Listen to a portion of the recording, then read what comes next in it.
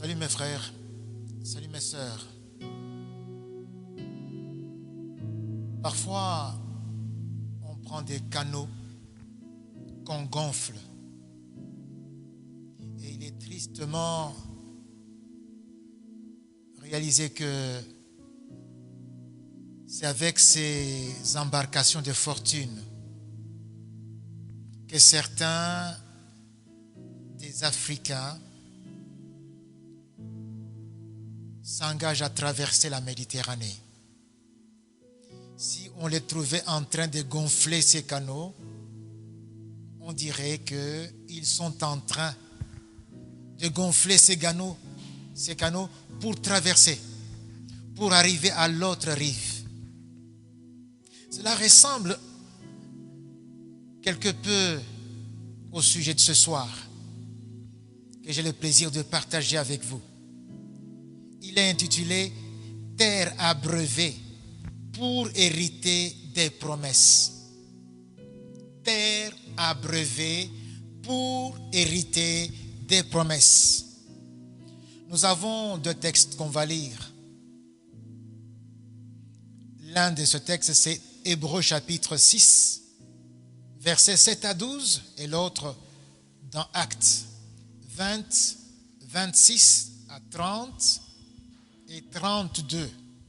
Commençons par Actes chapitre 20, versets 26 à 30 et le verset 32. Il est écrit ceci: c'est pourquoi je vous le déclare aujourd'hui, je suis pur du sang de vous tous, car je vous ai annoncé le conseil de Dieu sans en rien cacher. Prenez donc garde à vous-même et à tout le troupeau sur lequel le Saint-Esprit vous a établi évêque pour paître l'Église du Seigneur qu'il s'est acquise par son propre sang. Et le verset 32. Et maintenant, je vous recommande à Dieu et à la parole de sa grâce, à celui qui peut édifier et donner l'héritage avec les sanctifiés. Je passe aussi à la lecture de Hébreux chapitre 6, versets 7 à 12.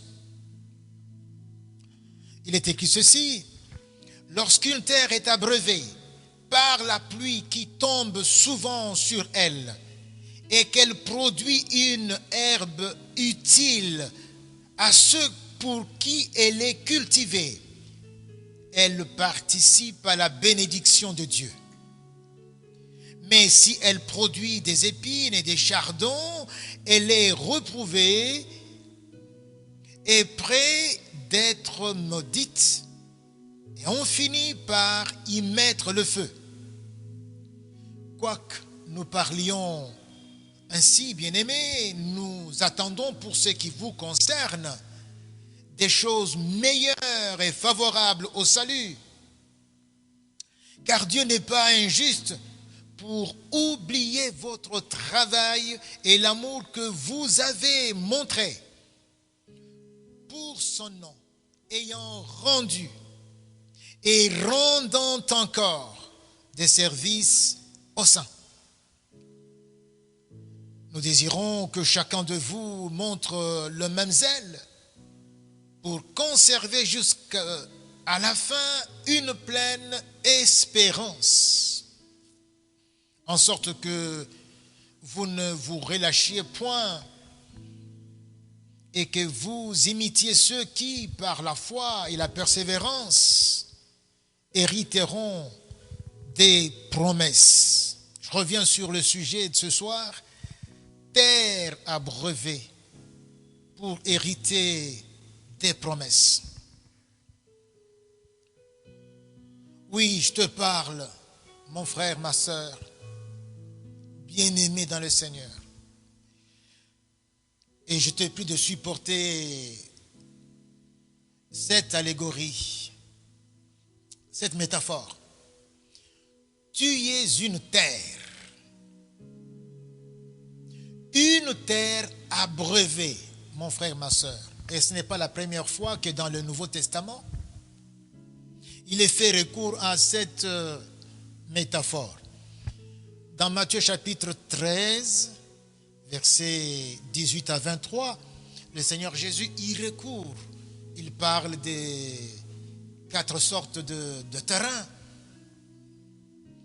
Le long de la route, les terrains pierreux, les terrains où il y a des épines qui étouffent les plantes qui doivent pousser, mais aussi la bonne terre. C'est une métaphore tout à fait néo-testamentaire. Tu es une terre. Et cette terre gracieusement arrosée, abondamment arrosée par les pluies d'en haut, ces pluies bienfaisantes. Tu es cette terre, mon frère. Tu es cette terre, ma soeur. Bien plus, une terre arrosée, une terre abreuvée, oui, mais aussi une terre cultivée par celui à qui elle est confiée, afin que tu participes à la bénédiction de Dieu pour enfin recevoir l'héritage promis. Maintenant, mon frère, ma soeur, là où tu es, je requiers ton attention. Le texte que nous venons de lire dans Hébreux chapitre 6. Ce texte que nous avons lu à partir du verset 7 jusqu'au verset 12 nous présente 3 étapes. La première étape, c'est l'abreuvement. La deuxième étape, la culture. La troisième étape, la réception de l'héritage. L'abreuvement, c'est Dieu qui t'abreuve. C'est la grâce de Dieu. Grâce de Dieu. Parce que c'est une initiative de Dieu lui-même. La grâce causale. Dieu a décidé de t'abreuver. Tu n'avais rien. Tu es un sol sans eau. Et Dieu a décidé de t'abreuver, te rendre utile. Deuxième étape, nous avons dit, c'est la culture. Et ça, c'est le travail confié au Saint-Esprit. Le Saint-Esprit cultive les sols. Tu es le sol que le Saint-Esprit cultive. C'est la grâce accompagnatrice. La grâce qui te soutient et qui est l'œuvre du Saint-Esprit. La grâce agissante pendant le parcours. Je voudrais ici faire une note. C'est à ce stade-ci qu'il y a la participation à la bénédiction de Dieu. Pourquoi Dieu prépare une bénédiction à travers le sol que tu es, à travers la terre que tu es. Dieu prépare une bénédiction. Alors, tandis qu'il confie cette tâche de culture au Saint-Esprit, il te fait participer également à cette bénédiction, afin que, une fois qu'il y a cette bénédiction, tu puisses dire avec Dieu que nous avons travaillé, quelle que soit la proportion de ta participation. Mais Dieu veut t'associer comme un papa travaille dans son chantier et son petit enfant vient et demande de travailler et papa lui donne des petites tâches. Et après, ils ont travaillé, papa et l'enfant.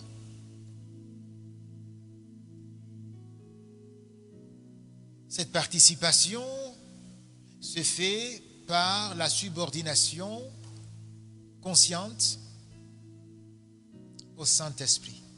La troisième étape, nous avons dit, c'est la réception de l'héritage promis. C'est aussi la grâce de Dieu. Grâce finale.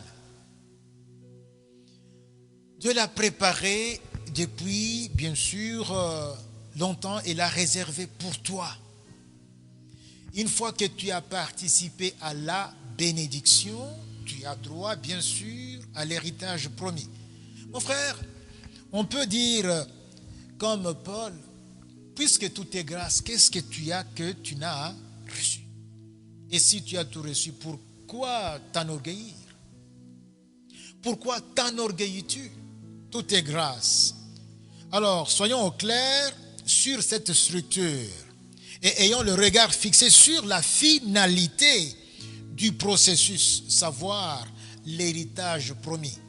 Focalisons-nous là-dessus. Nous partagerons ce soir 3 pensées dans ce texte qui sera bien sûr éclairé par celui qu'on a lu avant, celui de Actes, chapitre 20, à partir du verset 26, jusqu'au verset 28 et le verset 32. La première pensée, bénédiction ou malédiction, à vous de choisir. Bénédiction ou malédiction, à vous de choisir.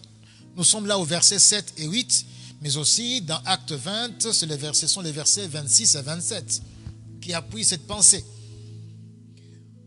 Chrétien, chrétienne, tu y es un seul abreuvé.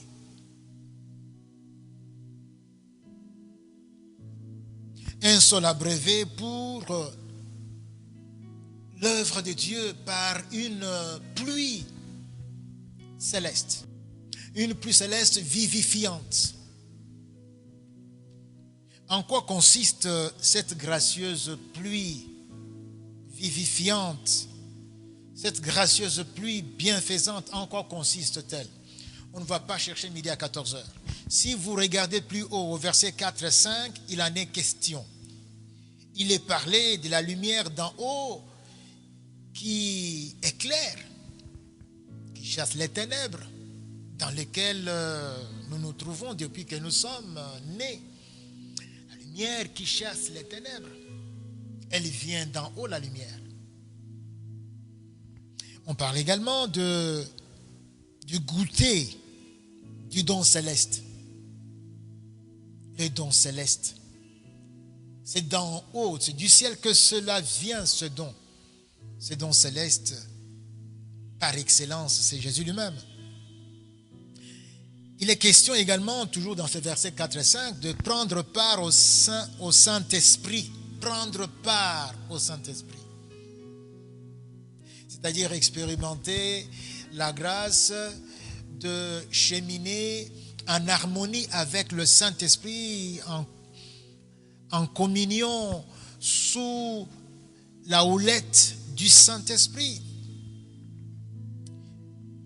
Il s'agit aussi du goûter de la bonne parole de Dieu. Il est fait mention également du goûter des puissances du siècle à venir. Vous n'avez qu'à lire le verset 5 et 4 et 5 de ce passage de Hébreux 6, vous verrez bien sûr cette pluie-là. La pluie d'en haut, la pluie gratifiante, la pluie bienfaisante. Mes frères et mes sœurs, s'exprimant sur le sujet, l'apôtre Pierre, dans sa deuxième épître, au chapitre 1er, à partir du verset 3 et 4, mais aussi 8 et 11, Pierre plutôt, c'est lui, donc dans la deuxième épître de Pierre, c'est Pierre qui explicite davantage ce qu'il en est de cette pluie bienfaisante, cette pluie céleste au bénéfice du chrétien. Il s'adresse au verset 1, donc les destinataires, ce sont ceux qui ont reçu en partage une foi du même prix que la nôtre, par la justice de notre Dieu et du Sauveur Jésus-Christ. Voilà les destinataires. Qu'est-ce qu'il dit de cette pluie bienfaisante, Pierre? Il dit ceci: comme sa divine puissance nous a donné tout ce qui contribue à la vie et à la piété. Tout ce qui contribue à la vie et à la piété nous a été donné par sa divine puissance. Lesquels nous assure de sa part les plus grandes et les plus précieuses promesses, afin que par elles, vous deveniez participants de la nature divine. Quelle belle perspective! Participants de la nature divine. Voilà ce à quoi nous sommes destinés. Car si ces choses, donc ces éléments de cette pluie céleste, bien sûr, car si ces choses sont en vous et ils sont en abondance, elles ne vous laisseront point oisifs ni stériles pour la connaissance de notre Seigneur Jésus-Christ. Pas de stérilité spirituelle, pas d'oisiveté. Pourquoi? Parce que vous avez été abreuvés par la pluie céleste avec ces éléments ici qui sont énumérés. C'est ainsi, en effet, que l'entrée dans le royaume éternel de notre Seigneur et Sauveur Jésus-Christ vous sera pleinement accordée. C'est formidable. Vous aurez une entrée confortablement large dans le royaume du Seigneur Jésus-Christ. Donc, vous avez vu, mes frères, tout le cycle tel que Dieu l'a prévu, ce cycle doit s'accomplir. Abreuvement, culture par le Saint-Esprit, plus la participation, donc ta coopération, ton partenariat, et ensuite réception de l'héritage. Voilà le cycle tel qu'il est. Et Dieu est au départ, Dieu est à la réception. La culture, puisqu'il faudrait quand même que nous puissions en dire un mot. C'est quoi la culture? Cultiver, c'est quoi, mes frères? Cultiver veut dire travailler une terre. Et toi, tu es cette terre. Tu es ce sol.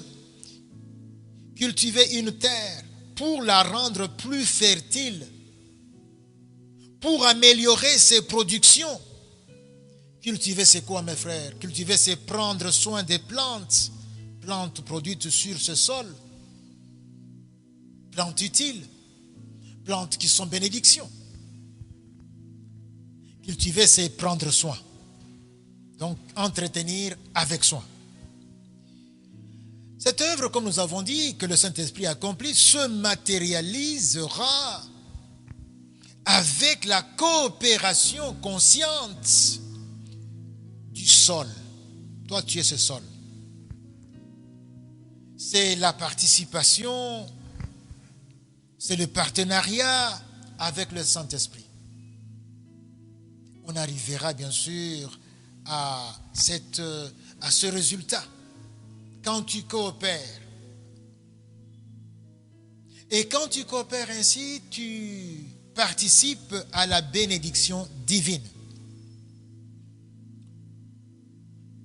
L'apôtre Paul, quand il parle aux anciens d'Éphèse, au chapitre 20 du livre des Actes des Apôtres, versets 26 à 27, Paul dit: je vous ai annoncé tous les conseils de Dieu, il n'en reste plus rien. Je vous ai tout donné, vous avez reçu tout l'abreuvement. Vous avez tout reçu. Vous avez été abreuvés. Tous les conseils de Dieu.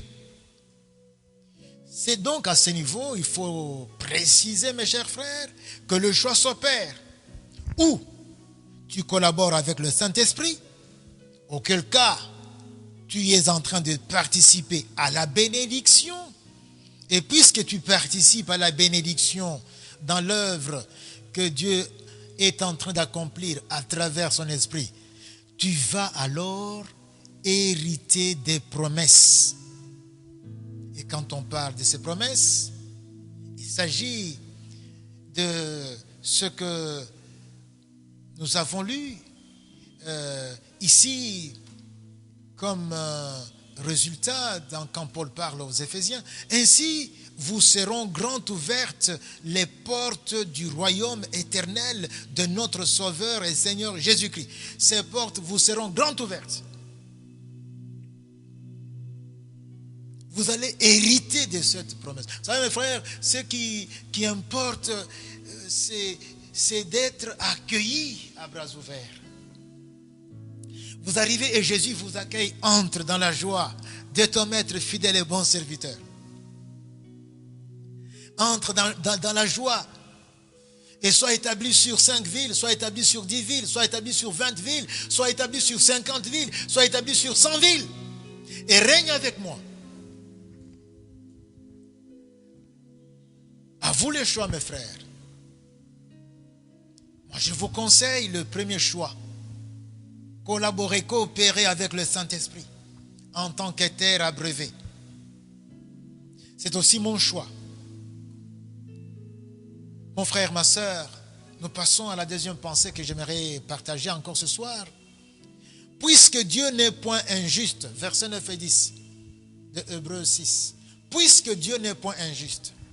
Fort heureusement, mon frère, ma soeur, fort heureusement, nous ne servons pas un Dieu qui oublierait ou qui ignorerait votre coopération avec le Saint-Esprit si celle-ci a eu lieu.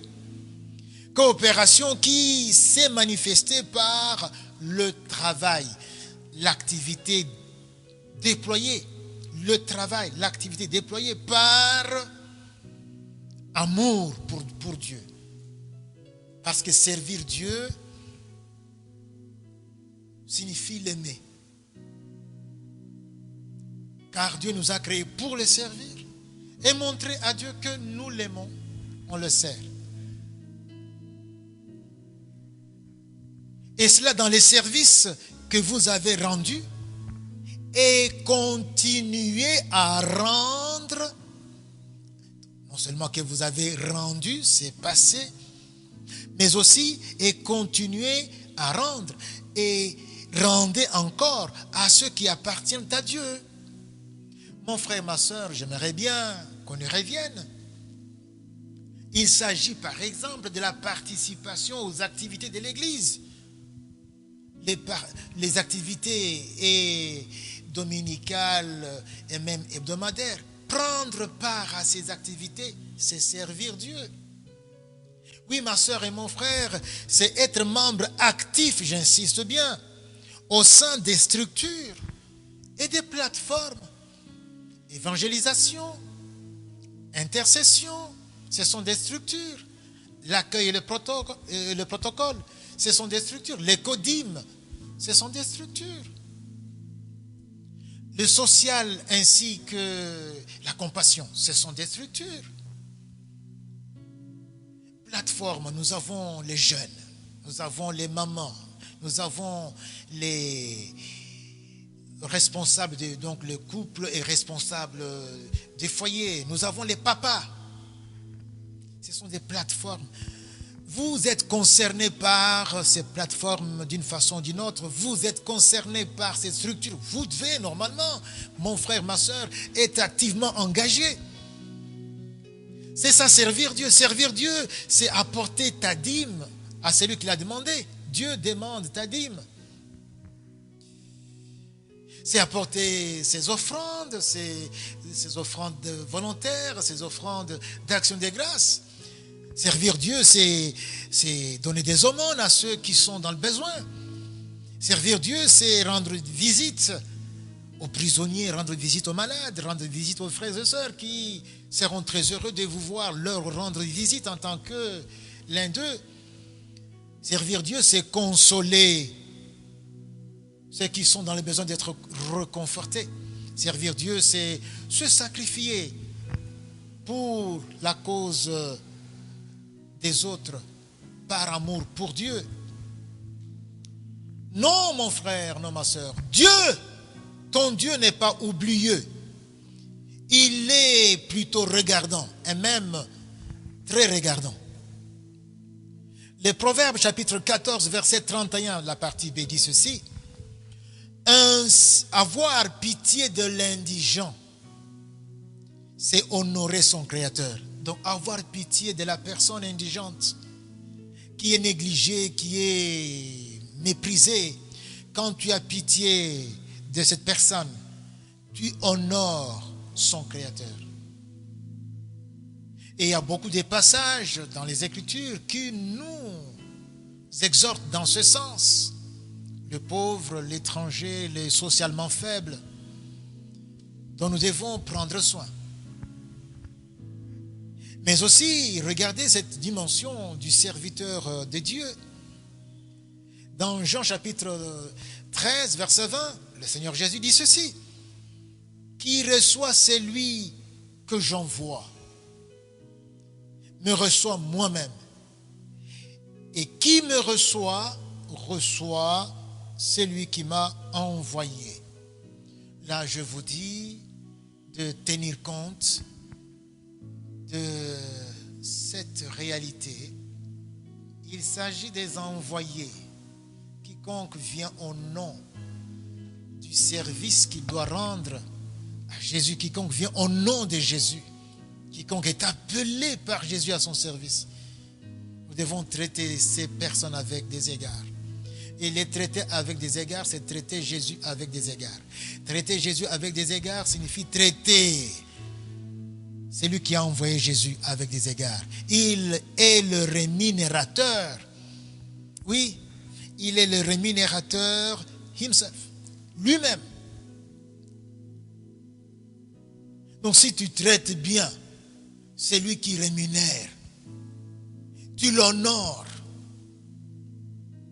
comment est-ce qu'il peut oublier de manifester ses faveurs à ton égard? Ce faisant, mes frères, lorsque tu rends service ainsi, l'Église est édifiée.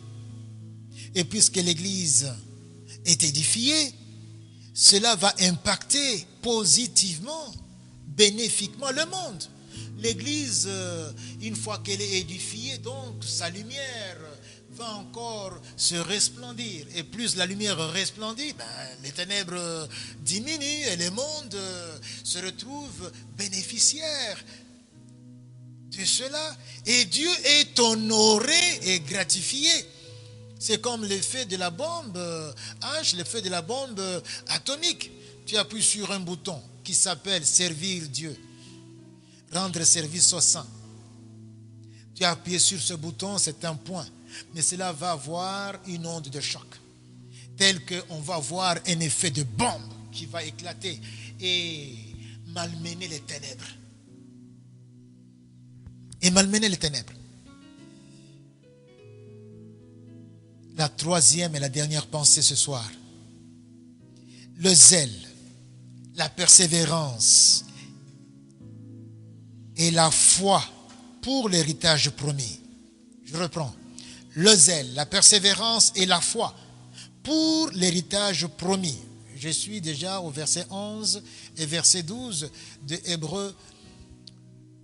Hébreux chapitre 6. Mais on peut aussi voir également Acte 20, verset 28. Ma chère sœur, mon cher frère, servir Dieu ne rime jamais avec la nonchalance, avec l'apathie, avec le laisser-aller, avec la négligence. Jamais. Jamais ça ne marchera ensemble. L'apathie, le laisser-aller, la négligence, la nonchalance, ça ne marchera jamais. Dans Jérémie chapitre 10, chapitre 48, verset 10, la partie A, nous lisons ceci. Maudit soit celui qui fait l'œuvre de l'Éternel sans y mettre son cœur. Mes frères, nous avons dit que servir l'Éternel, c'est aimer l'Éternel. Et on doit aimer l'Éternel avec tout son être, toute son âme, avec tout son cœur, avec toutes ses forces. Cela s'appelle le zèle. Le zèle comme celui qui dévorait Jésus pour la maison de l'Éternel. L'avantage d'être zélé, d'avoir du zèle, c'est que on entretient ainsi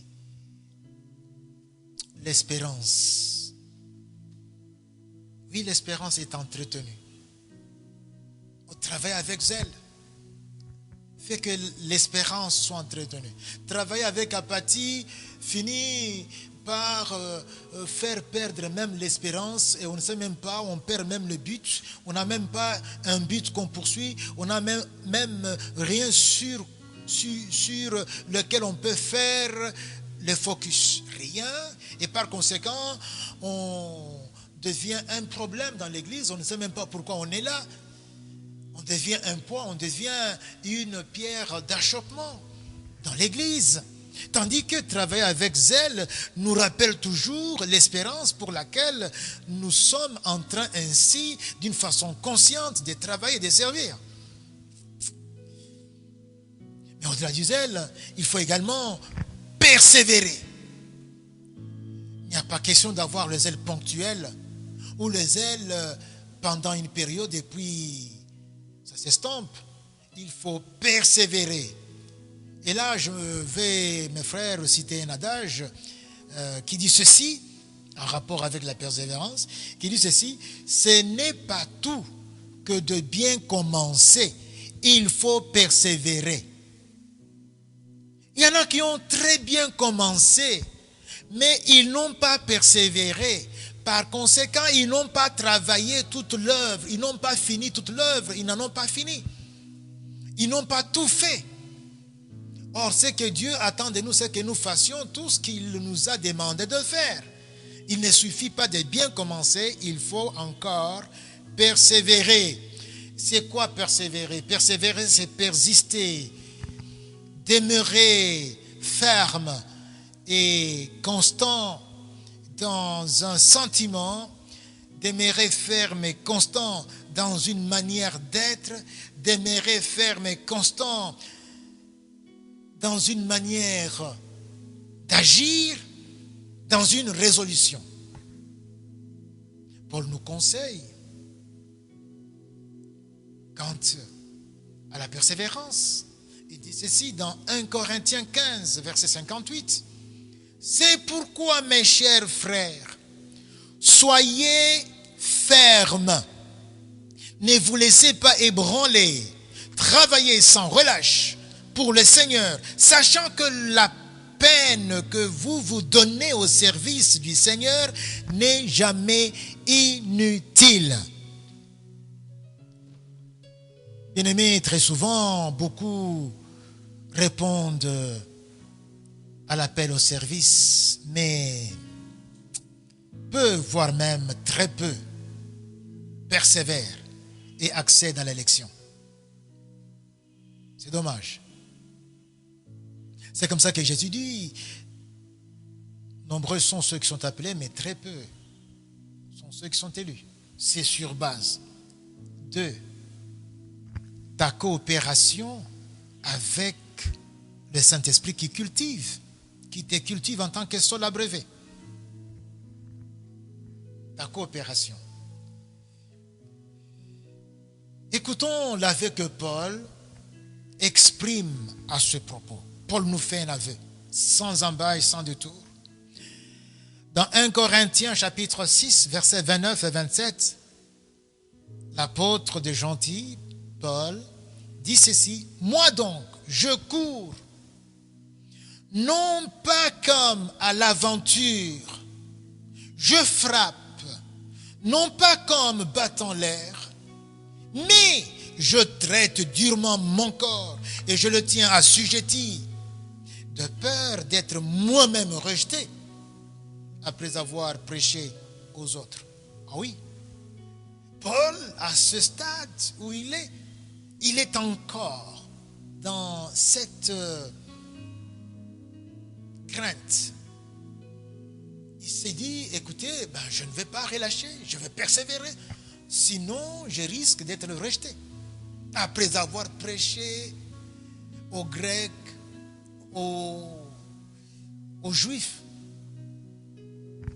après avoir prêché aux uns et aux autres qui sont sauvés, je risque moi-même, si je lâche prise, je risque d'être rejeté. C'est un aveu que l'apôtre Paul nous fait, et cet aveu doit nous parler. Il faut donc persévérer, mais avec focus sur l'héritage promis dans la perspective de cet héritage céleste. Et dans la foi, j'insiste, dans la foi, nous n'avons pas ce soir à nous élargir, à épiloguer sur la foi, mais c'est dans la foi. Sans la foi, il est impossible d'être agréable à Dieu. Persévérer avec focus sur l'héritage promis nous accordera, mes frères, une entrée largement confortable dans le royaume de notre Sauveur et Seigneur Jésus-Christ. Entrée confortable. Matthieu chapitre 7, verset 21, Jésus dit, ceux qui m'appellent Seigneur, Seigneur, n'entreront pas tous dans le royaume des cieux. Ce royaume-là, n'entreront pas tous. Seuls ceux qui font la volonté de mon Père. Et la volonté du Père ici, c'est que toi seul abreuvé par le Père, tu coopères avec le Saint-Esprit. Tu as reçu l'eau vivifiante d'en haut, Jésus-Christ.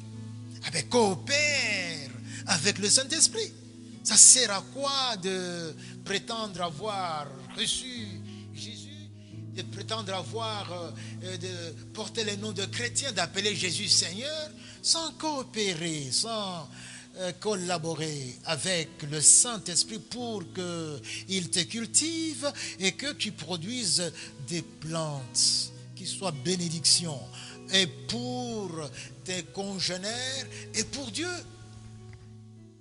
Ça sert à quoi, mon frère, ma soeur? Je vais conclure. Bien-aimés frères, bien-aimées sœurs dans le Seigneur, tu es un sol abreuvé. Je t'ai dit de supporter la métaphore. Tu es un sol abreuvé. Tu as été confié au Seigneur Saint-Esprit pour être cultivé par lui. Coopère consciemment pour cette opération. Coopère consciemment à cette opération. C'est ta façon à toi de prendre part à la bénédiction divine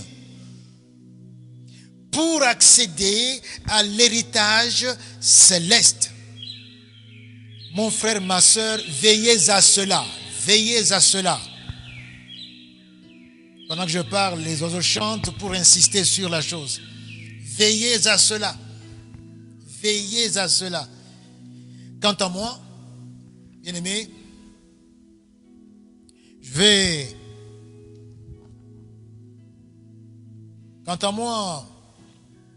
vais prier pour vous. Et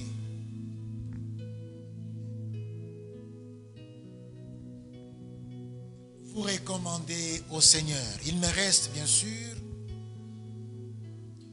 à vous confier à Dieu et à sa parole de grâce. Oui, il ne me reste que cela. Vous confier à Dieu et à sa parole de grâce.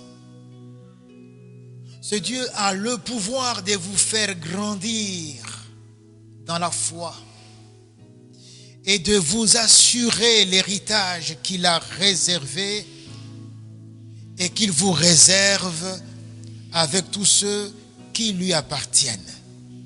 Qu'il en soit ainsi dans le nom glorieux de notre Seigneur et Sauveur Jésus-Christ.